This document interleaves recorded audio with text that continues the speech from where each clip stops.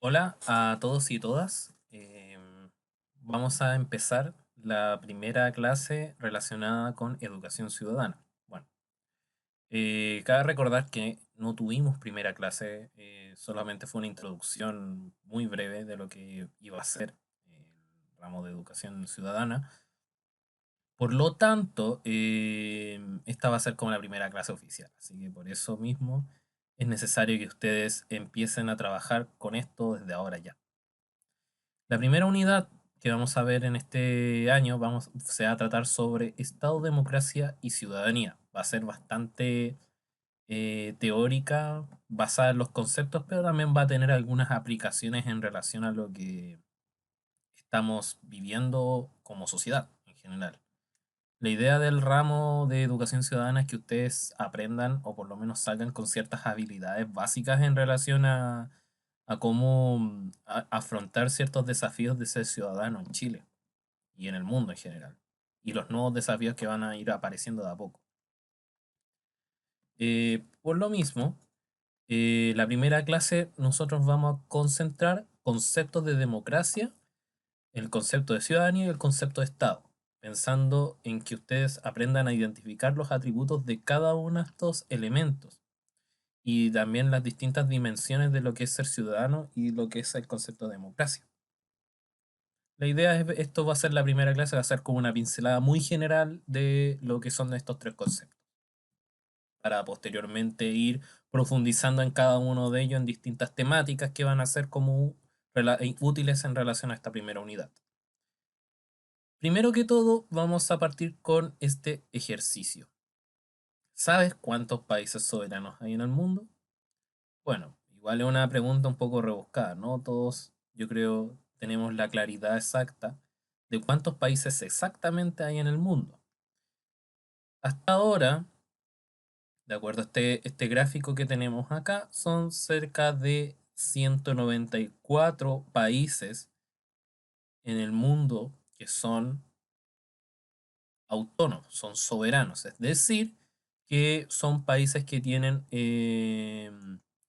que son autónomos, o por lo menos que las políticas que surgen dentro de estos países son aplicables de acuerdo a su territorio, son aplicables en su territorio.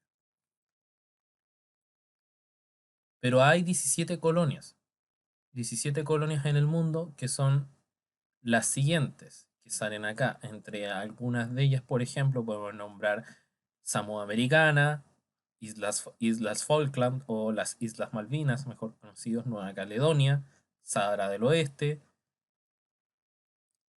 las islas de Montserrat, Anguila, Caimán, entre muchas otras. Los territorios que están marcados en rosado o que están marcados con líneas también son los países que administran alguna de estos territorios.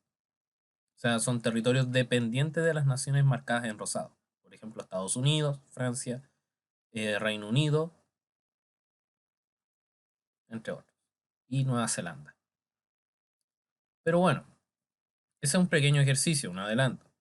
El concepto de lo que es ser soberano, de lo que es poder tener jurisdicción propia dentro del territorio que lo comprende. Pero también dentro del mundo, el sistema más utilizado de gobierno, por lo menos, es la democracia. La democracia es la que más se utiliza. Pero también del mundo hay países que son más democracias que otras. O sea, Chile, por ejemplo, tiene un cierto nivel de democracia, pero hay otros países que son más democráticos que Chile, por ejemplo. En este caso, en esta lista podemos ver Noruega, Islanda o Suecia, que son los países con mayor índice de democracia, son los países que son mayormente considerados como democracias plenas. Por ejemplo, acordado esta noticia, esto es una noticia que salió hace un tiempo. Noruega sacó el puntaje máximo en 4 de los 5 factores evaluados por la medición. Entre ellos, por ejemplo, son proceso electoral y pluralismo, las libertades civiles, funcionalidad del gobierno, participación política y cultura política. Esos son los factores evaluados de la medición de este estudio. Y la justificación para esto es que Noruega es un país, cito textual, Noruega es un país con una fuerte cultura igualitaria, cuyos orígenes están en la religión protestante, en haber sido un país pobre y austero, y con una profunda tradición y de cercanía entre el poder político y la sociedad. Esto se complementa también un poco que Noruega, por ejemplo, es un país muy pequeño en cuanto a territorio, habita muy poca gente en relación a otros países. También puede ser eso un factor que incida dentro de esto. Bueno, y aquí es donde nos preguntamos las siguientes preguntas. ¿Qué aspectos hacen de Noruega una democracia plena? Bueno, los aspectos generalmente que es un país de una amplia cultura política, factores como los que vimos en la lámina anterior, que por ejemplo que hay una alta funcionalidad, hay una buena participación política, todos esos elementos hacen de que Noruega, por ejemplo, tenga un buen nivel democrático. Por ejemplo, dentro de la misma noticia destacamos esta siguiente línea. Un Estado fuerte con baja corrupción y favoritismo genera confianza y tiene los instrumentos necesarios para contribuir a bajar la desigualdad a través de altos impuestos que generan buenos servicios públicos. Es de aquí donde yo les hago la siguiente pregunta y espero que en algún momento podamos responderla entre todos. ¿Qué le podría hacer falta a nuestro país para alcanzar la democracia plena? Pensando en las condiciones en las cuales Chile hoy en día se ve a sí mismo como una democracia, si una democracia completa o incompleta, una democracia que le falta ciertas cosas o que está o que el habitante promedio en Chile está conforme del nivel de democracia existente. O sea, esas son preguntas que las iremos planteando durante, durante el curso en general. ¿Está claro? Bueno, en primer lugar, ¿qué es democracia? Yo creo que todos nos preguntamos qué es lo que nos hace democráticos. Generalmente nosotros siempre aludimos la democracia como a la participación, a participar en instancias como elecciones, en el ser ciudadano, cosas como eso. Son siempre elementos básicos dentro del concepto grande que es democracia. Pero democracia significa un concepto que viene del griego demos kratos, demos y kratos, que es una palabra compuesta que se puede decir que es el gobierno del pueblo.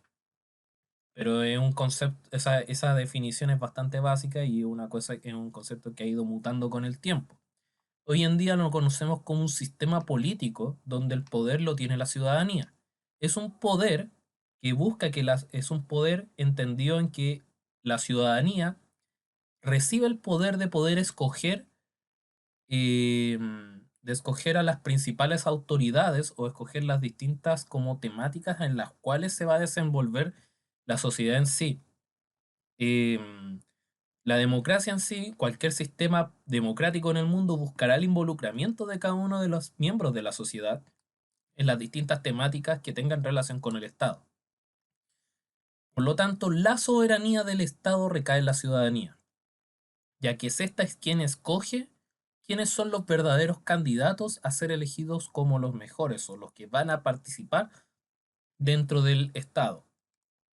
Entonces, el único poder legítimo, y aquí esto lo tengan claro, es el poder de la mayoría, de los habitantes del Estado.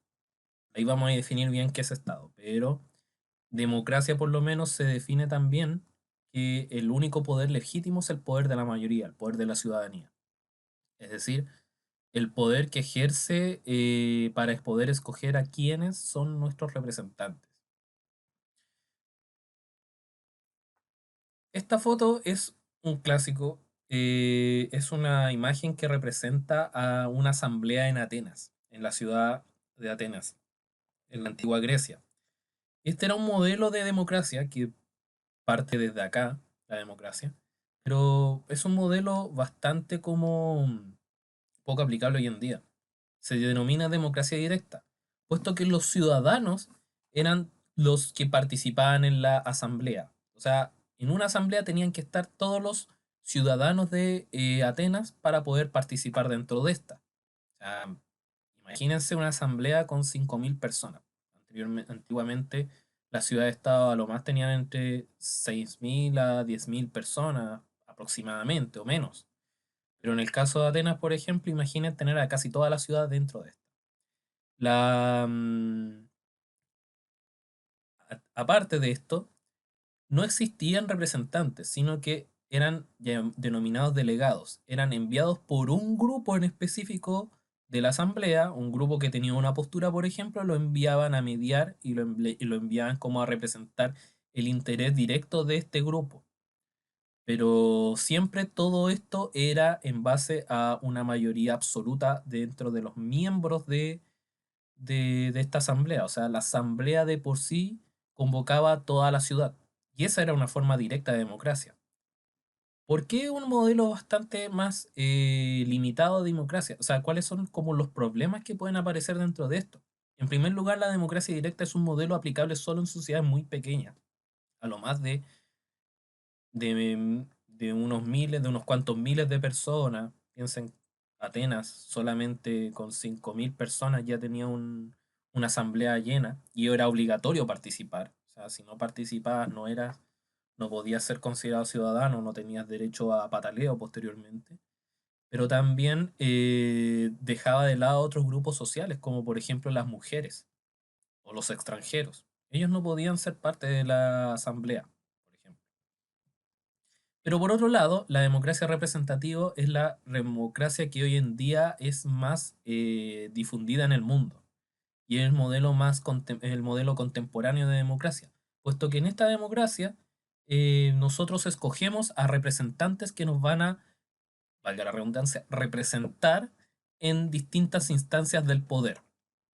Van a ser la voz de un grupo en específico dentro de las distintas instancias políticas, ya sea en el Congreso, ya sea en la presidencia o en la alcaldía, por ejemplo. Hay otras fórmulas también donde pueda participar toda la ciudadanía, como por ejemplo en el plebiscito o en el referéndum, que son instancias de votación donde se involucra a toda la población en la votación de una ley o de algún cambio en específico. Puede ser vinculante o puede ser no vinculante. La democracia representativa, para ejemplo, es la que hoy en día está en Chile. Por ejemplo, para que ustedes tengan una idea de qué es una democracia representativa. Pero aparte de eso, se suele confundir el concepto de democracia con república. República era el nombre de la fórmula de gobierno que tenían los romanos, donde ellos escogían a ciertos representantes también. Pero no era generalmente una democracia en sí. Porque vamos a ver qué significa esto. Cuáles son las diferencias. Estos ténganlo súper en claro porque es un concepto bastante. Son conceptos que se parecen mucho, pero no son lo mismo necesariamente. Y esto para que lo tengan bien anotado en el cuaderno o donde lo sea que lo puedan anotar. Por un lado, la democracia es un sistema de gobierno. Un sistema de gobierno es decir, que cómo se estructura el poder para poder otorgarle este poder a la ciudadanía para que pueda manifestarse en distintos ámbitos, ya sean elecciones o en instancias de participación directa. Es decir, la democracia solamente trata de organizar quiénes van a participar o las formas en las cuales se validan a los elegidos a gobernar. En este caso, nuestra democracia, en Chile, por ejemplo, estructura la siguiente fórmula. Por ejemplo, elecciones de distintos estamentos políticos. Por ejemplo, elecciones presidenciales, elecciones de parlamentarios, elecciones de alcalde, elecciones de core o elecciones también de concejal. Todas esas elecciones van a favor de un sistema que aparte también escoge a cada uno de estos miembros de acuerdo a una fórmula en específico. Hoy en día se ha dejado, por ejemplo, de lado el sistema binominal, estableciendo una fórmula de repartición, que es la que hoy en día dirime quién va a ocupar o no el cargo. Por otro lado, la república se origina en Roma y esta es la forma en la que se distribuye el poder dentro de la jefatura del Estado. O sea, esto ya pensando por ejemplo, en una república como la que vemos hoy en día. Chile es una república presidencial. Por lo tanto, la estructura de poder es distinta a una república parlamentaria, que son los dos ejemplos clásicos de república. hoy en día. Por ejemplo, hay una... por ejemplo, se puede diferenciar una república de una monarquía, puesto que la monarquía, por ejemplo, el presidente, o sea, el líder del Estado es un monarca o un monarca o un rey que va a dirigir al país. En cambio, en una república, ya puede ser carácter de presidencial o carácter parlamentaria, va a cambiar quién va a ser el líder. Puede ser un presidente o el parlamento con un primer ministro. Por eso, es la forma en la que se distribuye la jefatura de Estado o los poderes de este, o sea, cómo están repartidos los poderes estatales, o quién tiene más predominancia por sobre el otro. Hoy en Chile somos una república presidencial, puesto que el presidente, en este caso Sebastián Piñera, es quien lidera el país.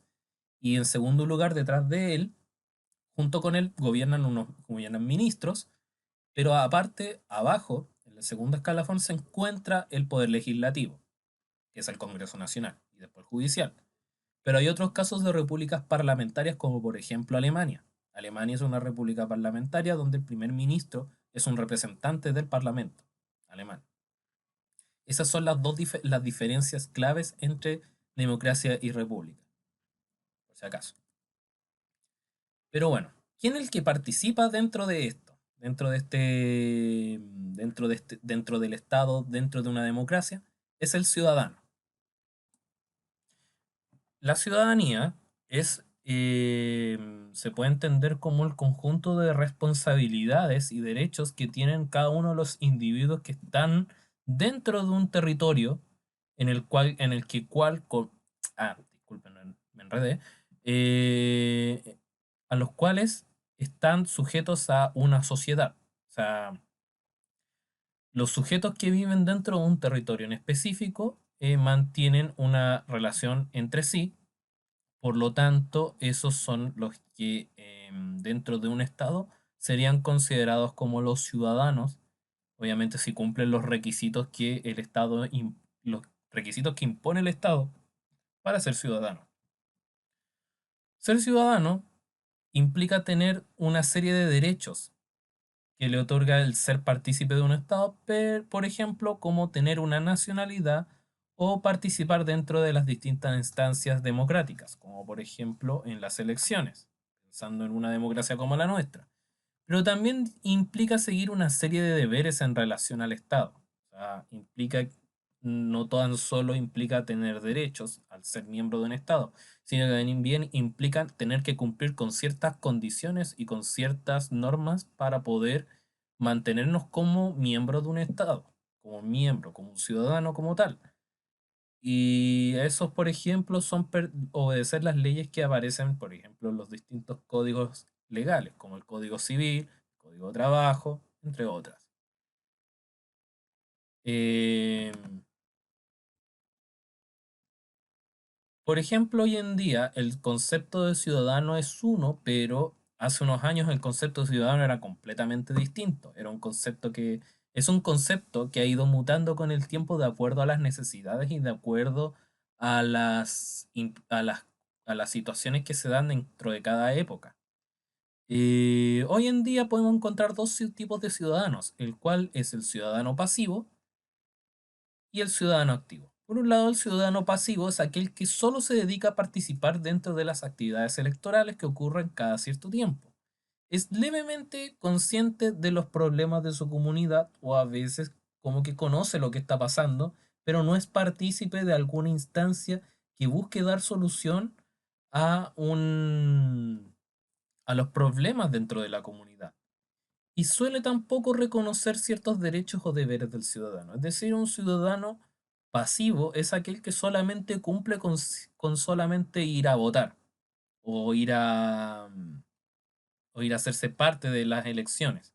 Esto es un discurso que muchas veces se escucha, que es un discurso bastante presente dentro de nuestra sociedad actual, por ejemplo en Chile, que muchas veces la gente cree que con ser ciudadano implica ir a votar, y no. Y a eso se contrapone el concepto de ciudadanía activa. Cuando hablamos de un ciudadano activo es aquel que también participa dentro de las elecciones o dentro de las actividades electorales, pero aparte de eso, participa con agrupaciones sociales que pueden estar dentro de su sector o en lugares más lejanos, o también participar en instancias que estén relacionadas, como por ejemplo la solución de ciertas problemáticas locales o también problemáticas en una escala mayor. Por ejemplo, una persona que considera participar dentro de una ONG, de una organización no gubernamental relacionado con, por ejemplo, con la conservación del medio ambiente, ya es un ejemplo de ciudadanía activa. Aparte también hay otras fórmulas de ver la ciudadanía activa, como por ejemplo, si es un ciudadano tanto del país como también incluso un ciudadano del mundo. O sea, hay múltiples como concepciones actuales del concepto de ciudadanía, o múltiples visiones, múltiples críticas en relación a las visiones de la ciudadanía hoy en día. O sea, si necesariamente somos ciudadanos de un país o somos ciudadanos del mundo.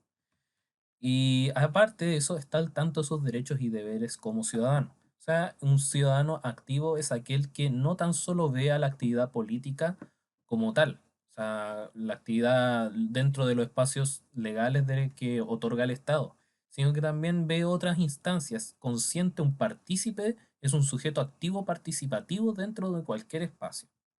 O sea, no tan, participará, por ejemplo, en las juntas de vecinos, ya es un ejemplo.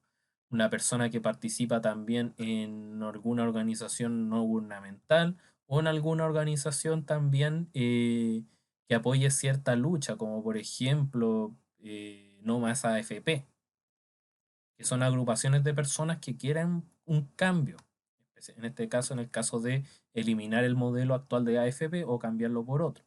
Esos son ejemplos. Por ejemplo, una de las autoras que discute la visión nueva de ciudadanía es Adela Cortina. Adela Cortina construye el concepto de ciudadanía activa a partir de 6 dimensiones que son política, social, civil, económica, cultural y cosmopolita.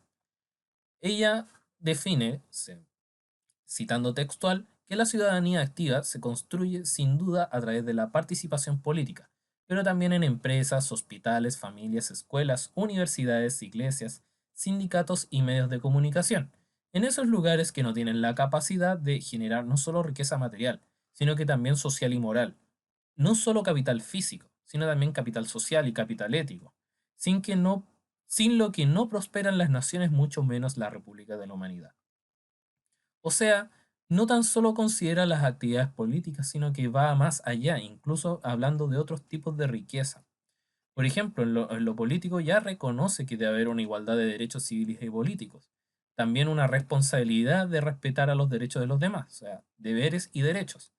También acceso, de haber un acceso igualitario a las oportunidades y servicios, así como un uso responsable de los servicios. De tener una ética profesional en el caso de civil, es decir, que cada persona deba ser responsable y un sujeto correcto a la hora de desempeñarse en cualquier labor, así como una participación dentro de la opinión pública y un voluntariado. Es decir, las personas deben sí o sí ser parte de organizaciones voluntarias si es que lo pueden hacer.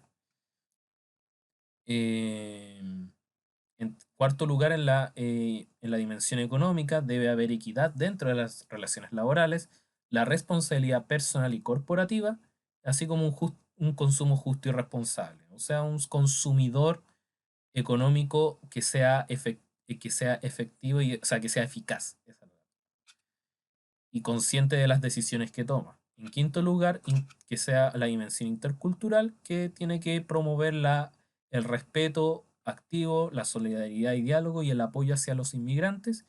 Y por último, una dimensión cosmopolita, por eso hablaba del ciudadano mundial, que es consciente de las situaciones que ocurran a nivel mundial y el apoyo, la participación en alguna organización no gubernamental internacional.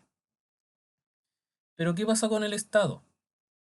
En primer lugar, el Estado es considerado, primero que nada, la imagen que se ve de fondo es el denominado Leviatán de Thomas Hobbes, que es un autor que es uno de los primeros que explica el concepto de Estado desde una época más actual, una época moderna. Dentro de la época moderna explica qué es el Estado.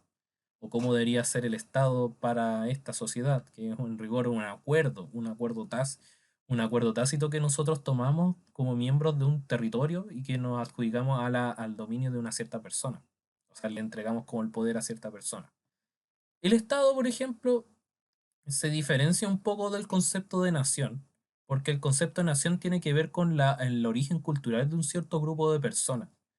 Em, las personas que viven dentro de un territorio no siempre suelen tener una misma nacionalidad.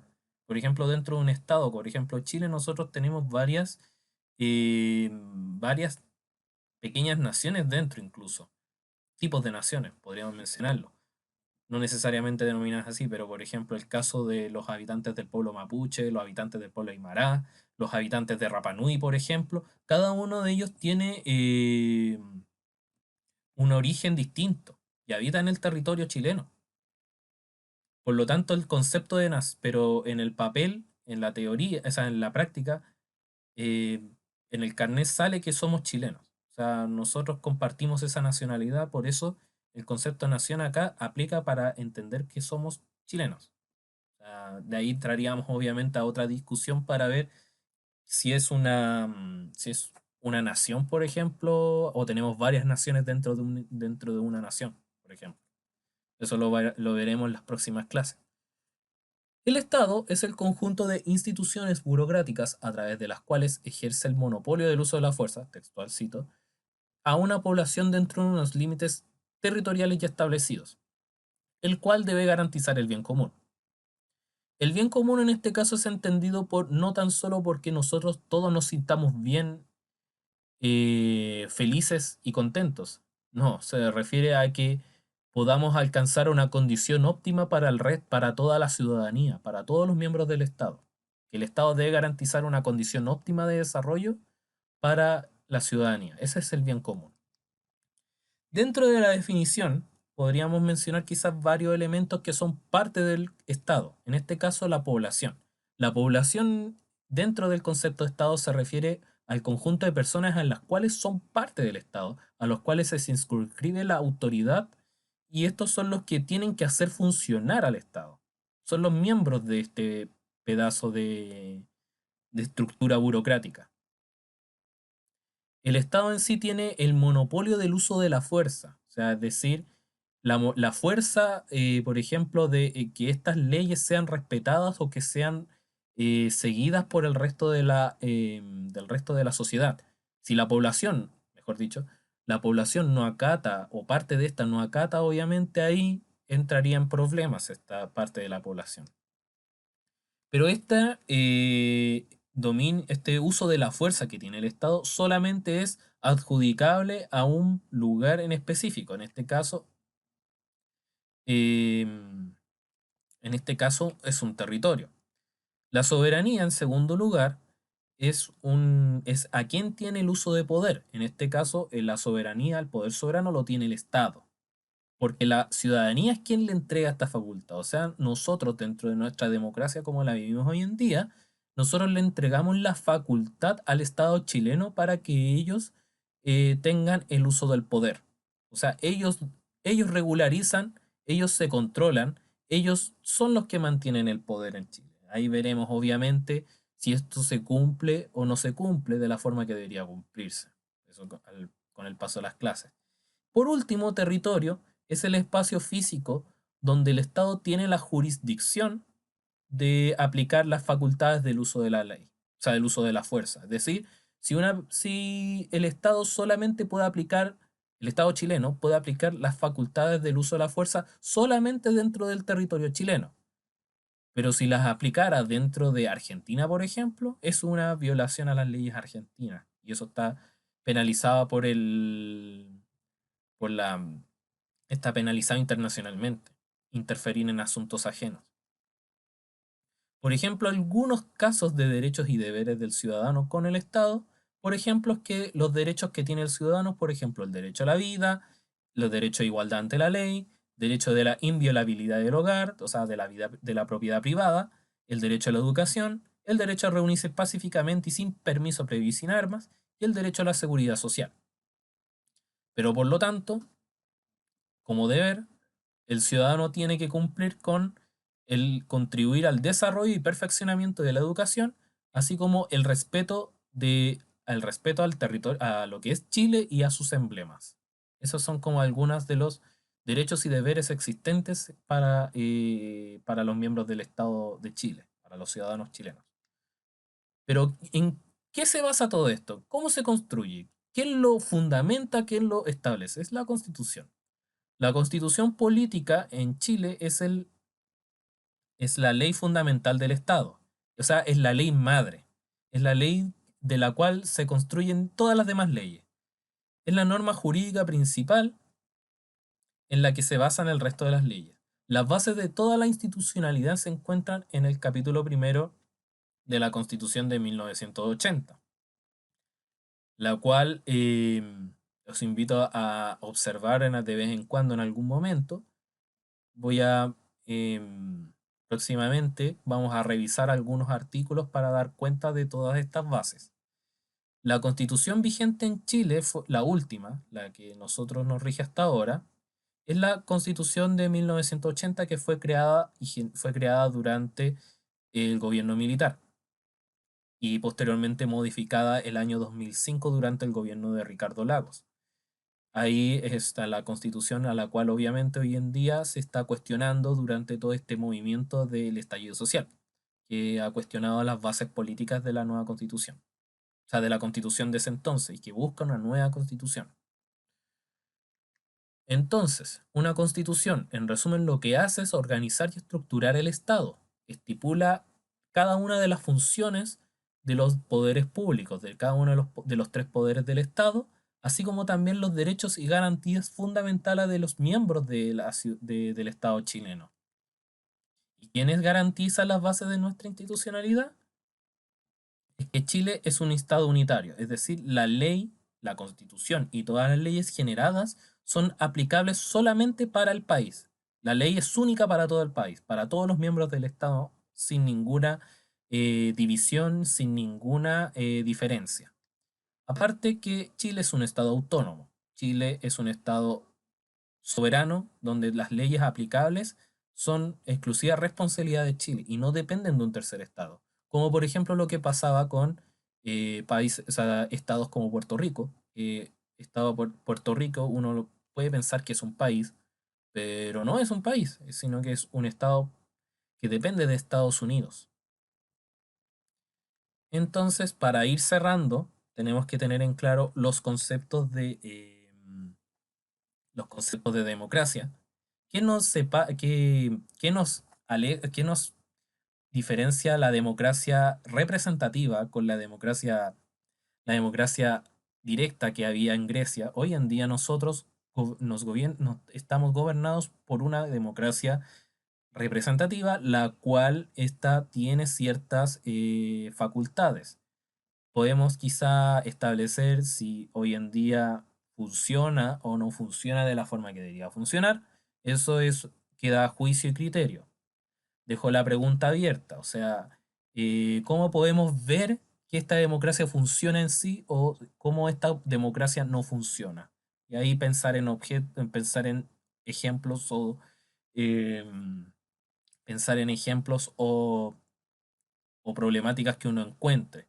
En segundo lugar, también podemos encontrar que la ciudadanía implica ciertos desafíos de acuerdo a la época. Por ejemplo, hoy en día, eh, el hecho que surjan conceptos como el de ciudadanía activa va en contra de conceptos de la ciudadanía clásica, que era la ciudadanía que buscaba solamente la representación en ciertas áreas como solamente a través de, por ejemplo, representación. Pero hoy en día ya no se habla solamente de eso, y se habla de una reavivación de la ciudadanía, implicada en otras acciones ya más no tan cercanas a la política oficial, sino que también en actuar con respecto a la comunidad. Y por último, el concepto de Estado, que muchas veces, y la Constitución como tal, como el, el constructo legal que permite que el Estado sea como tal en cada país, también entra en objeto de discusión, pensando en las problemáticas que podría tener cada cierto tiempo un país. Por ejemplo, pensando en el ejemplo de de una casa antigua que tiene cañerías bastante oxidadas, que sea necesario cambiarlas. O sea, qué opción tendría? ¿O vivir todavía con las cañerías viejas? ¿O quizá en algún momento cambiar una o todo el sistema completo? Eso es quizá como el argumento o la posición que uno puede como surgir en relación a la situación que hoy en día estamos viviendo como país, a pesar del contexto del coronavirus, que es que es el cuestionamiento a la Constitución de Chile, producto del estallido social. Bueno, estas son la clase de hoy. Esta es la primera clase. Con esta clase se debe trabajar aparte con la guía la guía que está ahí, que está en webclass, y la próxima semana se subiría la siguiente clase. Y bueno, con esto terminamos por hoy y espero que haya quedado claro. Cualquier duda o consulta me la hacen llegar por webclass o por mail también. Así estamos en contacto en habla. Eso. Que tengan un buen día.